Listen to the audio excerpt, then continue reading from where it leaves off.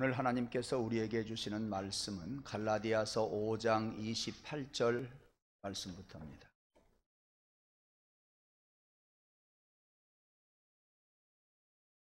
갈라디아서 4장 28절 말씀에서 31절 말씀까지입니다.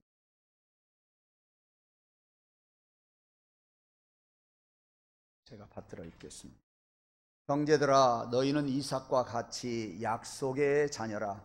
그러나 그때의 육체를 따라 난 자가 성령을 따라 난 자를 박해한 것 같이 이제도 그러하도다. 그러나 성경이 무엇을 말하느냐? 여종과 그 아들을 내쫓으라.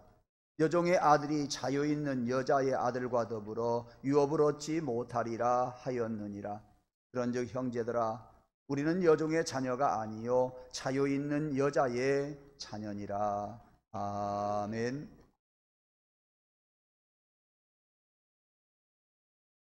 목요일 날은 전라북도 기독교총 연합회 정기총회가 있었고 우리 찬양대원들이 오셨어요.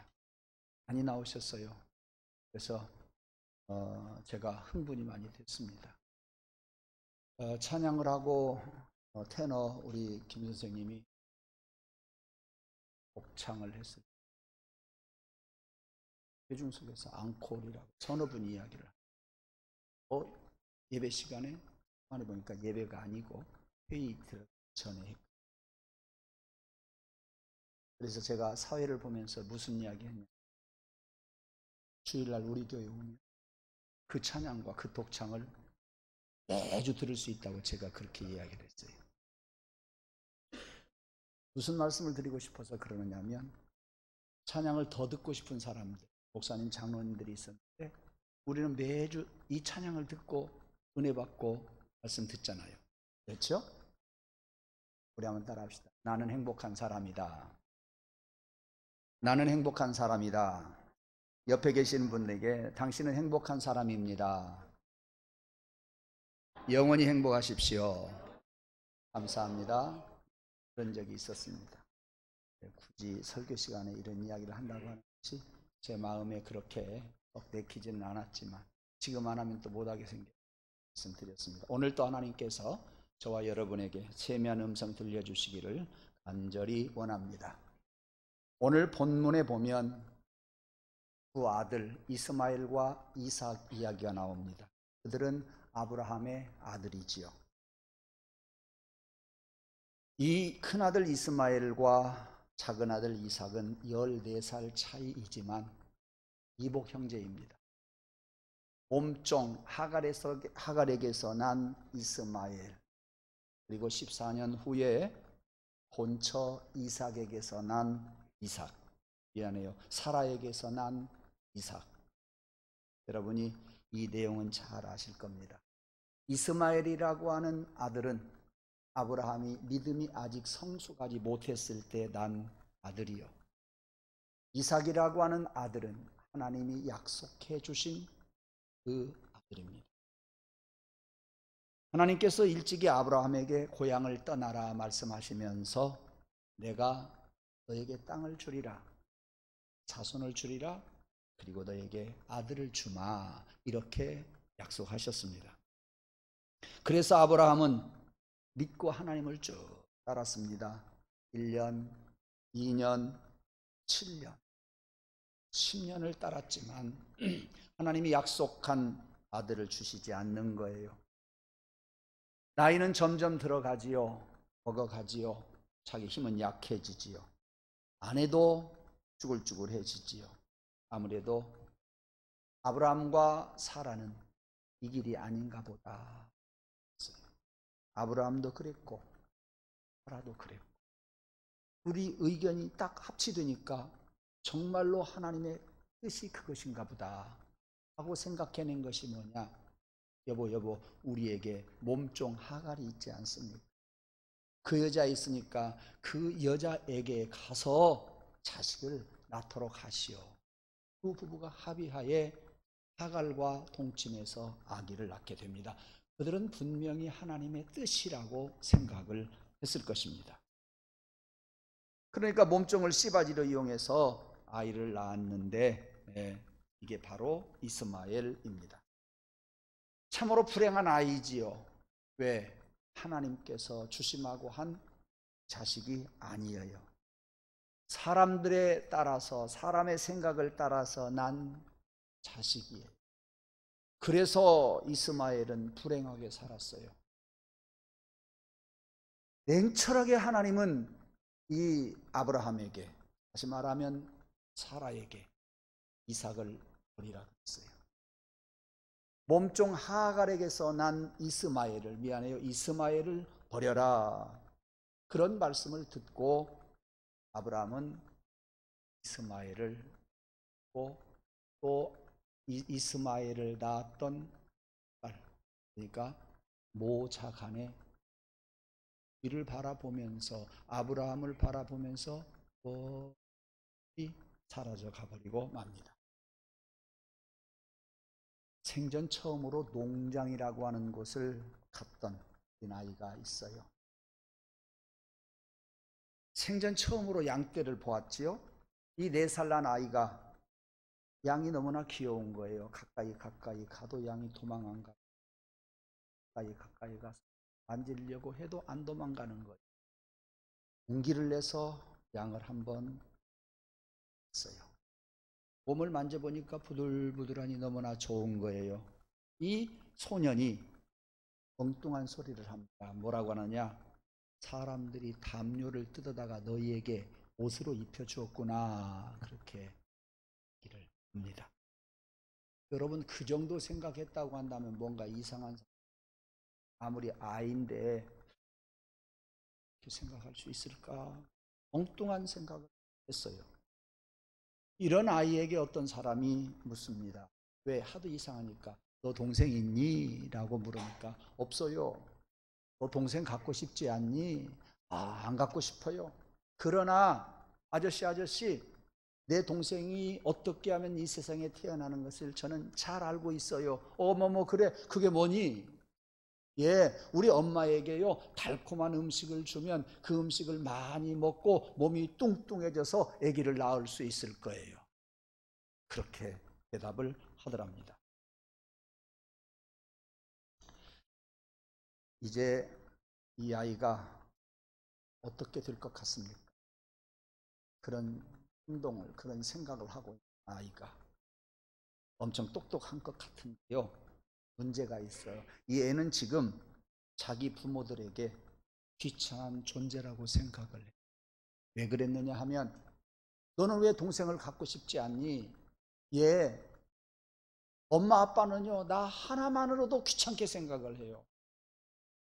조금만 옆에 가면 저리 비켜라, 저리 가라, 항상 귀찮은 듯이 이야기를 우리 엄마 아빠가 해요. 그러니 내가 낳으라고 해도 우리 엄마는 아기를 절대 안 낳을 거예요. 이 이야기를. 여러분, 부모가 이 아이를 귀찮은 존재로만 생각합니까? 그렇지 않아요. 소중해요. 얼마나 사랑스러워요. 그런데 이 아이는 엄마 아빠가 귀찮다고 저리 가라, 그 말만 가지고 자기를 사랑하는 것을 잘 모르는 거예요. 오해를 하고 있던 거예요. 그러므로 동생을 원하지도 않고 엄마 아빠가 동생을 낳을 생각도 안 할 것이라고 이야기를 했던 거예요. 현대인들은요, 산업 문명으로 중독이 되어가지고 인간성을 상실한 사람들, 자아를 잃어버린 그러한 사람들이, 여러분이 아시는 것처럼 컴퓨터는 새로운 정보를 주고 그것을 이용하면 얼마나 편리한 점이 많은지 모릅니다. 그러나 그 컴퓨터는 많은 문제가 있어요. 다시 말하면 우리 인간의 인간성을 더 만들어내지를 못하는,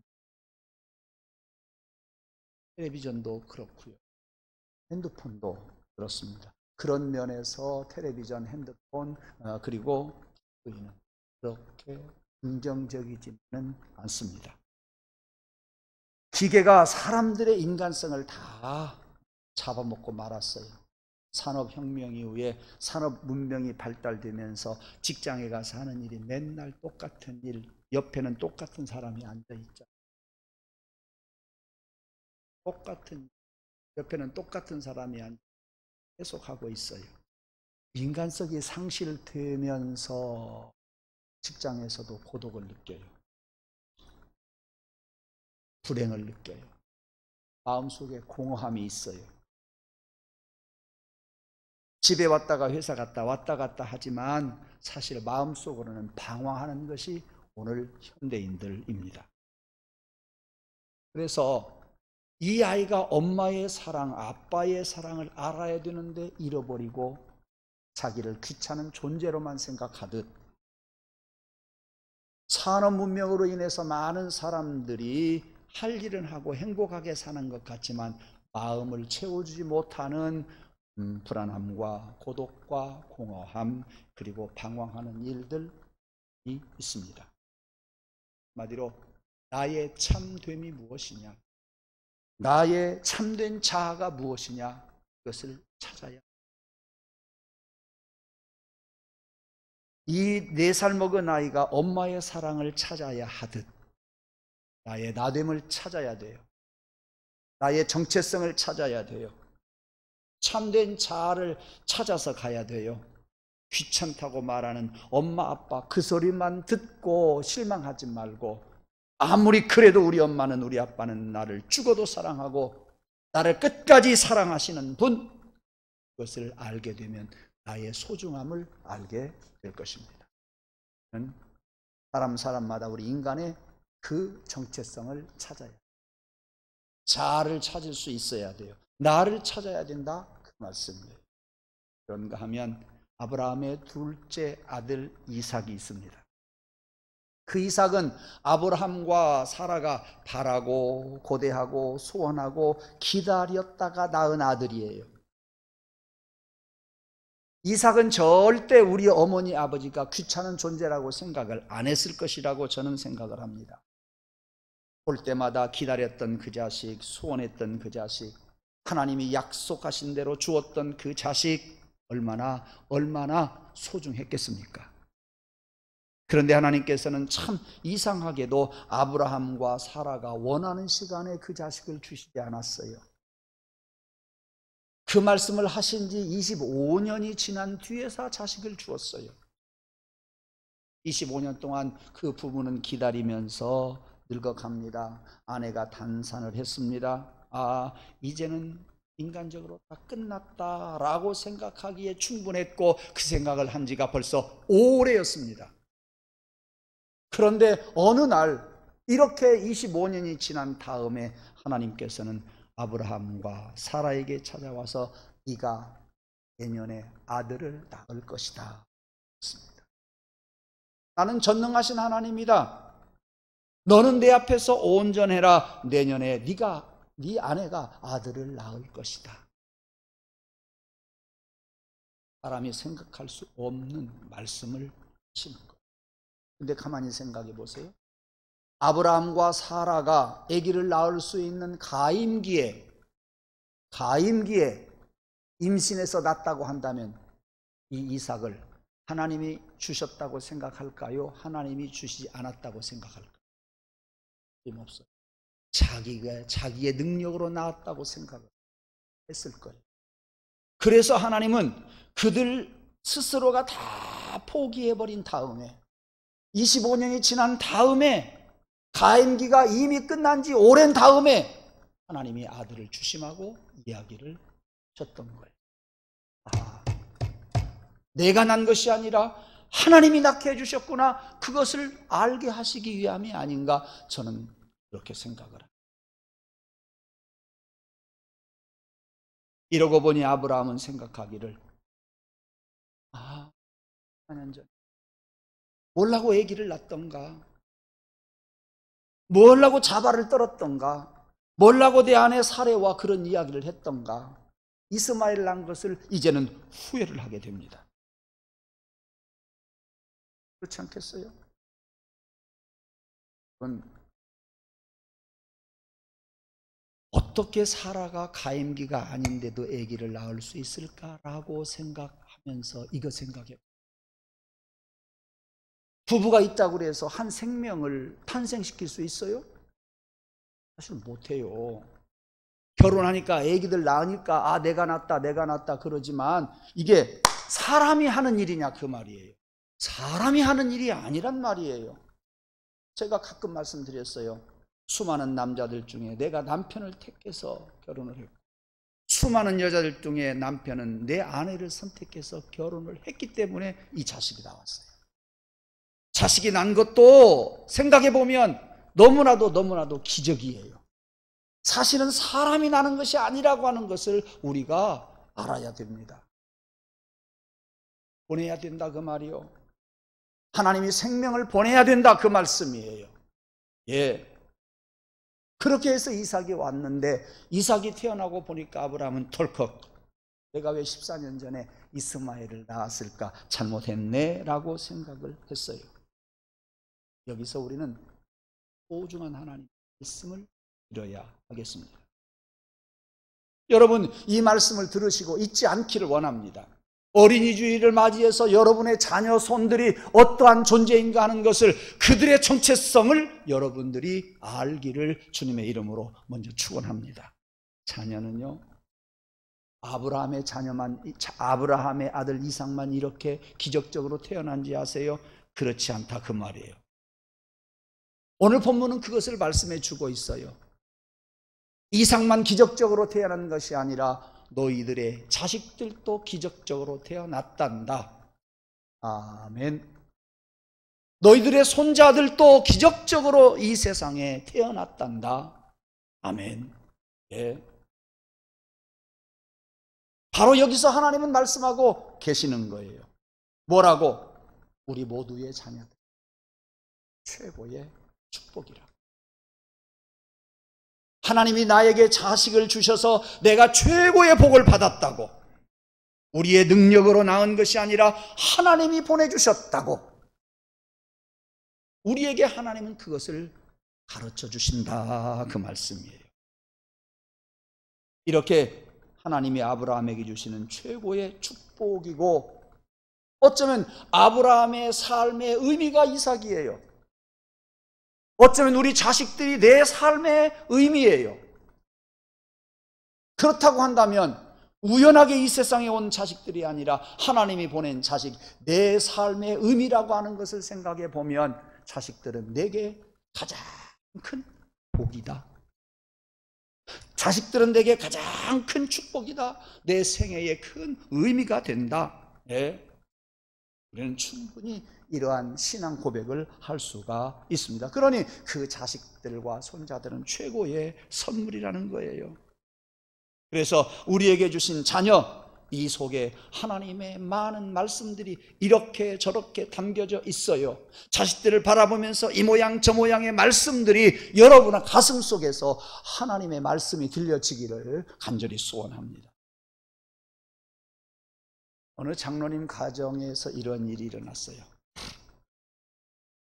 그 장로님이 조그마한 사업을 하는데 큰아들이 고등학교 2학년 때 그 사업 공장에서 일하는 여직원하고 눈이 맞아서 아기를 낳아버렸어요. 고등학교 2학년. 여러분 같으면 어떻게 하겠어요? 몽댕이 들고 가서 다리 몽생이를 부질러 버린다고 이야기할 거예요. 엄마들은 어떻게 하겠어요?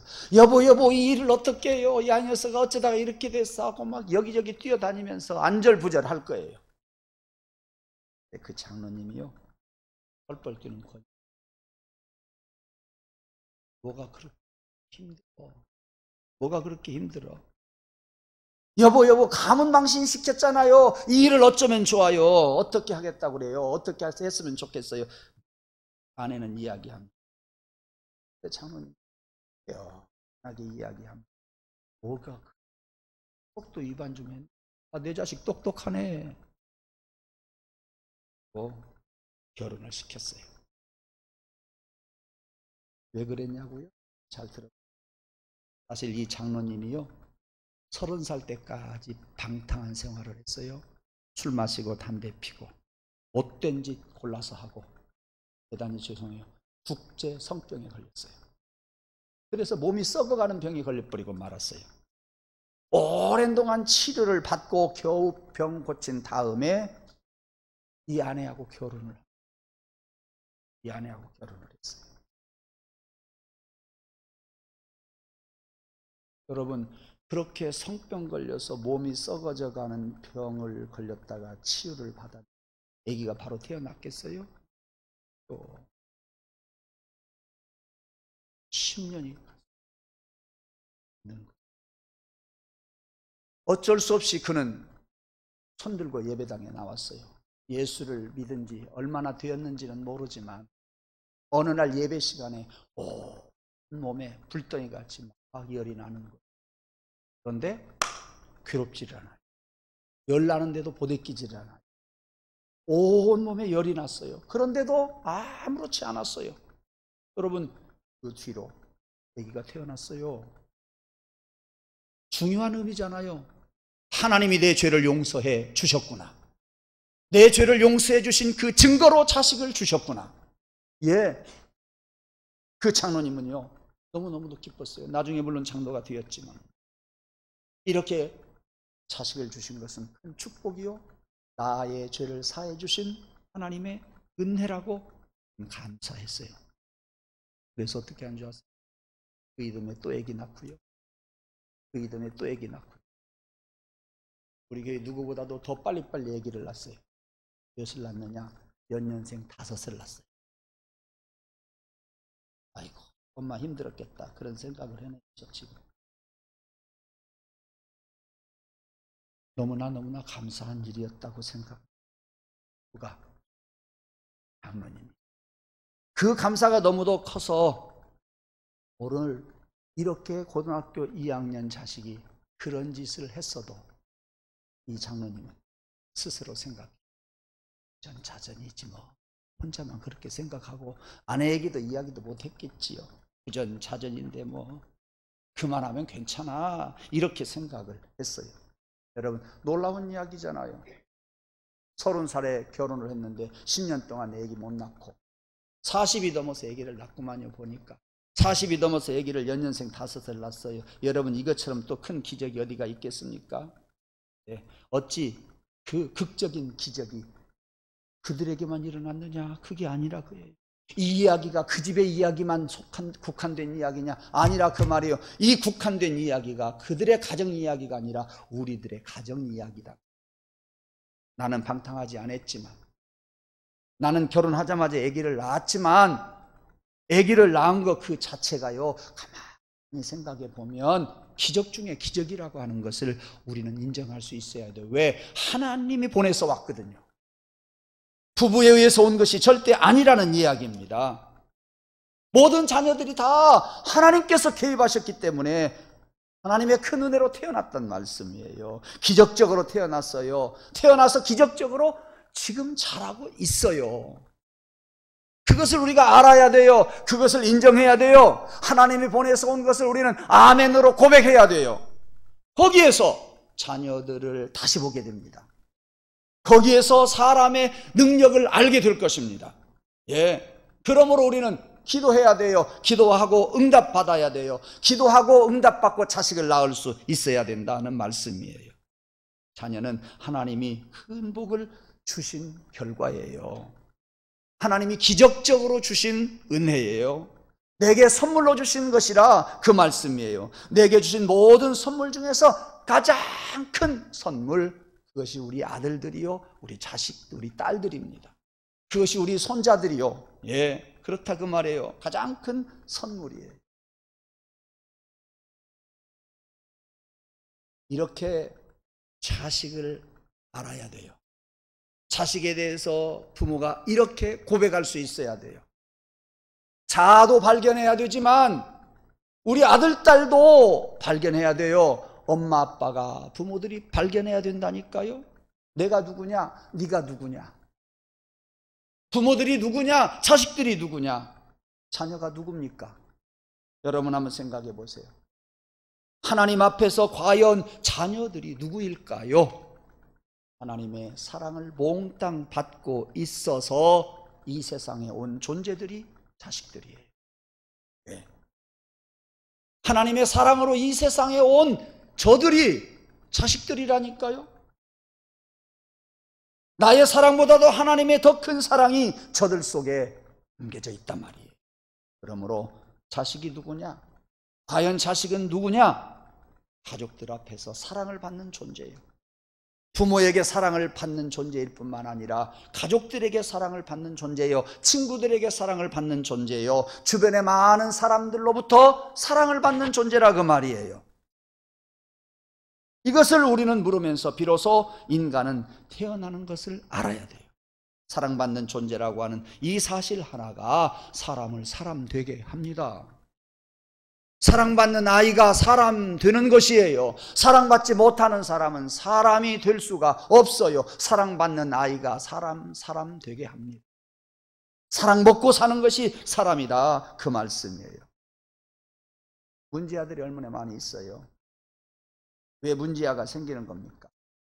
어떨 때 보면 문제아가 어쩌면 그렇게 달라지지 않고 계속 문제아로 남아있는지 몰라요. 공부도 제법 하는데 문제는 문제아예요. 공부도 제법 하긴 하는데 인간성은 영 말이 아니라 그 말이에요. 왜 그럴까요? 그 많은 날 공부를 했는데 왜 그 모양 그 꼴이냐 그 말이에요.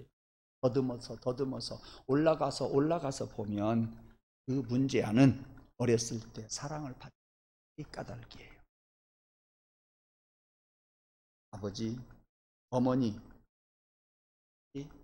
어머니, 형제들에게 이 충분한 사랑을 받지 못한 사람은 인간성이 결여될 수 있어요.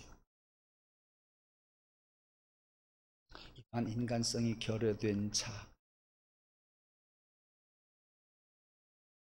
인간성이 결여된 우리 자식, 하나님 그를 불쌍히 여겨주세요. 어떤 상처를 입어서 인간성이 결여된 자, 과거는 지나가 버렸어요. 이제는 우리들이 어떻게 치유할 수가 없어요. 사랑받지 못하고 살아온 사람들, 그 문제를 어떻게 해결해 가느냐 그 말이에요. 저는 오늘 어젯밤에도 오늘 새벽에도 말씀을 준비하면서 많은 말씀들이 있지만 여기에 포인트를 맞추고 싶어요. 어떤 포인트? 부모의 사랑을 받지 못했지만 하나님 이것을 치유해 주옵소서. 가족들의 사랑은 많이 받지 못했지만 그 상처를 치유해 주옵소서. 어떤 상처로 인해서 내 가슴에 남아가지고 아직도 내 삶이 치유되지 못하는 나에게 하나님 치유해 주실 것이 무엇입니까? 이제는 부모가 안 돼요. 이제는 가족들이 안 된다니까요. 네. 이제는 친지들이 안 되고요. 친구들이 못 해줘요. 그들이 치유해 준다고 해도 온전치 않을 거예요. 우리가 과거에 사랑받지 못하고 자라온 그런 사람들에게, 과거에 상처받아서 아직도 그 쓴뿌리가 남아있는 우리들에게 하나님이 긍휼히 여겨주셔야 돼요. 하나님이 내 가슴에 오셔서 그의 사랑을 주셔야 돼요. 내 가슴 속에 하나님의 사랑, 주님의 사랑이 내 가슴 속에 담겨 있어서 그것이 위로가 되고 그것이 치유가 되어야만이 우리는 정상적인 사람이 될 수가 있어요. 즉 인간성을 치유할 수 있으니 사랑하는 성도 여러분, 하나님 나를 치유하여 주옵소서. 하나님 나의 상처를 치유해 주옵소서. 친구들보다도 가족들보다도 부모들보다도 더 큰 하나님의 사랑이 나의 상처를 치유해 주시고 지난날 사랑으로 많이 담겨져 있던 내 마음을 하나님의 사랑으로 담아주세요. 하나님의 사랑으로 치유해 주시옵소서. 예. 그렇게 기도하시면 여러분이 치유받기를 원합니다. 그렇게 기도하면서 다른 사람을 치유해 줄 수 있는 자가 되기를 간절히 원합니다. 인간성 결여된 우리들을 우리 하나님의 사랑으로 보충할 수가 있어요. 하나님의 사랑으로 우리는 그것을 채울 수가 있어요. 그래서 내가 결여된 자가 아니라, 부족한 자가 아니라 하나님의 사랑을 줄 수 있는 자, 하나님의 사랑을 가르쳐 줄 수 있는 자, 이런 자가 되기를 주님의 이름으로 축원합니다. 마지막으로 기적 같은 자식을 주셨고 하나님은 이렇게 말씀하시고 또 원하고 계시는 데 있다. 오늘 두 번째, 하나님이 그러한 자식에게, 그러한 이삭에게 원하는 것이 있다. 아브라함의 눈에는 이삭에게서 하나님이 원하는 것이 있다고 하는 것을 발견했던 것 같아요.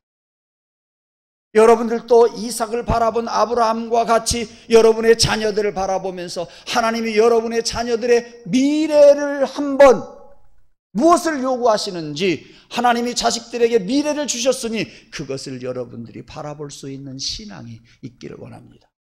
무엇인지는 모르지만 하나님 내 자식에게서 하나님이 원하는 미래가 어떠한 것입니까? 그것을 보여주시고 그것을 가르쳐주시고 그것으로 인해서 소망을 갖게 하여 주옵소서.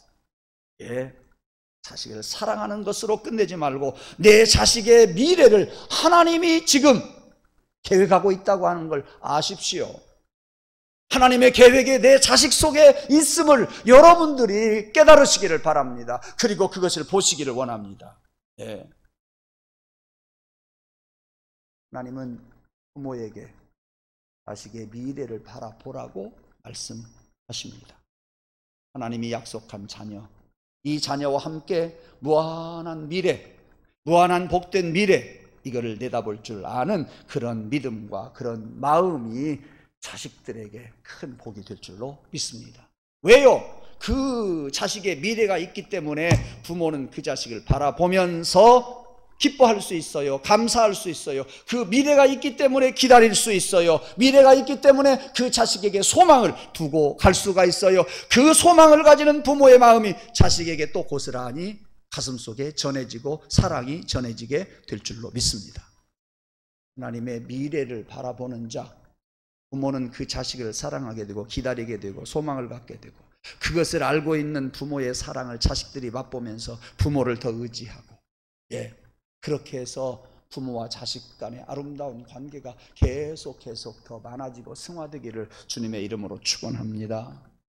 5월 한 달 상처가 치유되고 부모가 자식을 향한 미래를 소망하게 되고 미래를 걸고 미래를 위해서 기다려줄 줄 아는 부모를 바라보는 그 자식이 새 힘으로 이 모양 저 모양으로 우리가 하나님의 그 은혜 속에서 살아가는 그런 5월, 그리고 그런 가문 되기를 주님의 이름으로 축원합니다. 기도하겠습니다. 하나님, 오늘도 5월 첫 주일 어린이 주일을 맞이해서 우리 자식들이 그냥 세상에 온 것이 아니라 하나님께서 보내주시고 또 하나님께서 축복해 주셔서 우리 최고의 선물임을 알았습니다. 그 선물임을 알아 자식들에게 많은 사랑을 주어 자식들이 상처를 받지 않게 해 주옵소서. 자식들이 공허함을 느끼지 않게 하여 주옵소서. 부모를 바라보면서 그 자식들이 마음껏 사랑을 맛보고 사랑을 누리며 살게 해 주옵소서. 또한 그 자식들을 바라보면서 하나님이 그 자식들을 향하여 기대하는 것을 우리로 알게 하여 주시기를 원합니다.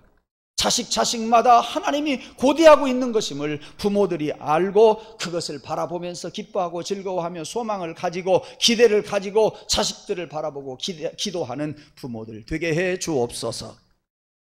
그러한 기대를 걸고 있는 부모를 바라보는 자식들 마음이 넉넉하게 해주시고 그 사랑을 맛보면서 자식들 마음들이 넉넉하게 해 주옵소서. 그래서 부모 자식 간에 계속해서 좋은 일들이 가정에서 일어나게 도와 주옵시며 자식들 일취월장하는 그런 모습을 바라보는 부모들 하나님께 감사 또 감사하면서 살게 해 주옵소서. 우리 가정이 그렇게 해서 더욱더 든든한 가정들 다 되게 해주시기를 간절히 원하오며 예수님 이름으로 기도드리옵나이다. 아멘.